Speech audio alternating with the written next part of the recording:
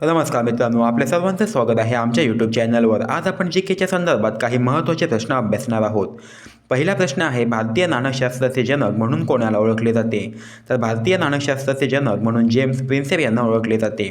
त्यानंतर कोणत्या कायद्यानुसार नाणी पाडली जातात? तर भारतामध्ये नाणे अधिनियम 2011 या कायद्यानुसार नाणी पाडली जातात। तिसरा प्रश्न आहे, मौद्रिक धोरण कोण राबवते? तर मौद्रिक धोरण भारताची मध्यवर्ती bank reserve bank of India राबवते। त्यानंतर आर.बी.आयचे पहिले भारतीय गव्हर्नर कोण होते? तर आर.बी.आयचे पहिले भारतीय गव्हर्नर हे सी.डी. देशमुख होते। त्यानंतर पाचवा प्रश्न आहे, हॅलेचा धूमकेतू हा किती वर्षांनी दिसतो? तर या ठिकाणी हॅलेचा धूमकेतू हा जवळपास 76 वर्षांनी दिसतो। त्यानंतर सहावा प्रश्न आहे, सूर्याचा परिवलन कालावधी हा किती दिवसाचा असतो? तर सूर्याचा परिवलन कालावधी हा 27 दिवसाचा असतो।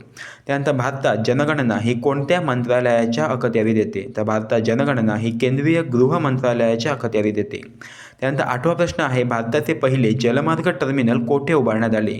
तर भारताचे पहिले जलमार्ग टर्मिनल हे वाराणसी या ठिकाणी उभारण्यात आले। त्यानंतर भारतात सागरमाला कार्यक्रमाची सुरुवात कोणत्या वर्षी झाली? तर भारतात या ठिकाणी सागरमाला कार्यक्रमाची सुरुवात ही 2015 साली झाली। त्यानंतर डायमंड हार्बर म्हणून कोणते शहर ओळखले जाते? तर या ठिकाणी डायमंड हार्बर म्हणून कोलकाता हे शहर ओळखले जाते। तर मित्रांनो, तुम्हाला जर का हा व्हिडिओ आवडला असेल तर ह्या व्हिडिओला लाईक करा आणि जर तुम्हाला असे व्हिडिओ पाहायला आवडत असतील तर आमच्या चॅनलला सबस्क्राईब करा। व्हिडिओ पाहिल्याबद्दल आपल्या सर्वांचे मनापासून आभार।